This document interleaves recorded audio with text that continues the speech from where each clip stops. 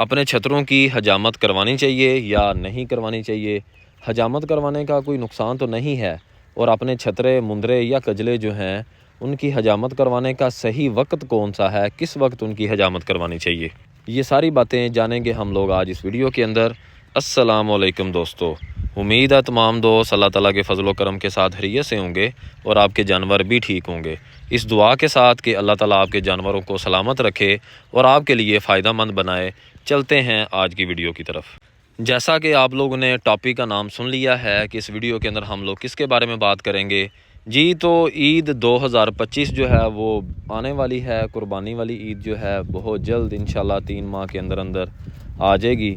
तो जो लोग अपने शौक़ करते हैं छतरों के हवाले से, हमारे इलाके में स्पेशली मुंदरा या कजला लोग पालते हैं, उनके हवाले से वीडियो है कि उनकी हजामत जो है वो कब करवाएं, कैसे करवाएं, तरीक़ाकार क्या है, क्या इसका कोई नुकसान तो नहीं, फ़ायदे क्या हैं, ये सारी बातें आज हम लोग जानेंगे। पूरा तरीक़ाकार आप लोगों के साथ शेयर करते हैं। तो आप लोग जब भी एक नया जानवर लेके आएँ, मंडी से लेके आएँ या किसी भी जगह से लेके आएँ, तो उसको पहला वीक कम अज़ कम 1 हफ़्ता आप लोगों ने उसे बिल्कुल नहीं छेड़ना, उसकी हजामत नहीं करवानी। असल में वजह यह है कि जानवर जो है वो मंडी से या पीछे से जब आया होता है अपने रेवड़ से जुदा हो के, वो परेशान होता है, स्ट्रेस में होता है, और अगर हम लोग उसकी हजामत करवा दें तो जानवर ज़्यादा स्ट्रेस में जा सकता है।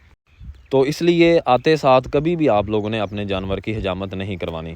दूसरे नंबर पे क्या करना है, आपने एक दिन पहले हजामत करवाने से अपने जानवर को अच्छी तरह से नहलाना है ताकि उसके अंदर से मिट्टी जो है वो निकल जाए। मिट्टी निकालने का मकसद ये है ताकि उसकी हजामत, उसके ऊपर जो मशीन जब हम लोग चलाएंगे तो वो बड़े अच्छे तरीके के साथ चले। अगर गंदा जानवर होगा तो उसके ऊपर मशीन सही नहीं चलेगी। दूसरी जो बड़ी ज़रूरी और इम्पॉर्टेंट बात है वो ये है कि अपने जानवर को आप लोगों ने मार्च के महीने में, मार्च का महीना जब स्टार्ट हो जाए तो पहले हफ्ते के अंदर अंदर अपने जानवर की हजामत करवा देनी है। उसकी वजह यह है कि मार्च जब शुरू होता है, एक तो सर्दी बिल्कुल ख़त्म हो चुकी होती है तकरीबन, दूसरे नंबर पे मक्खी जो है वो इतनी ज़्यादा नहीं आती क्योंकि इनके ऊपर ऊन होती है, तो ये मक्खी के आदी नहीं होते। जब हम लोग इनकी हजामत करवाते हैं, मशीन जब इनके ऊपर चल जाती है तो इनकी स्किन नीचे से निकल आती है, जिसकी वजह से मक्खी इनको तंग करती है। तो अगर हम लोग मार्च का पहला वीक ना रखें, उससे लेट करें, तो जानवर को मक्खी बहुत ज़्यादा तंग करेगी और जानवर स्ट्रेस में चला जाएगा। तो इसलिए बेहतरीन जो वक्त है वो है मार्च का पहला हफ्ता, इससे लेट आप लोगों ने नहीं करना। साल में दूसरा जो महीना है अपने छतरों की हजामत करवाने का वो है अक्टूबर का महीना। तो अगर आप लोगों ने पहले के लिए हुए हैं तो फिर आप लोग क्या करें कि अक्टूबर के माह के अंदर भी अपने जानवरों की, अपने छतरों की ज़रूर हजामत करवाएं अक्टूबर के पहले हफ्ते में। उसमें यह होता है कि अक्टूबर में इतनी ज़्यादा सर्दी नहीं होती, तो महीना डेढ़ गुजर जाता है सर्दी आते आते, उसके बाद उनके ऊपर ऊन आना शुरू हो जाती है और फिर सर्दी बर्दाश्त हो जाएगी। अब हम लोग चलते हैं इस बात के ऊपर कि अपने छतरों की हजामत करवाने का क्या कोई नुकसान तो नहीं है। तो जनाब इसका कोई नुकसान नहीं है, बल्कि इसके फ़ायदे ही फ़ायदे हैं।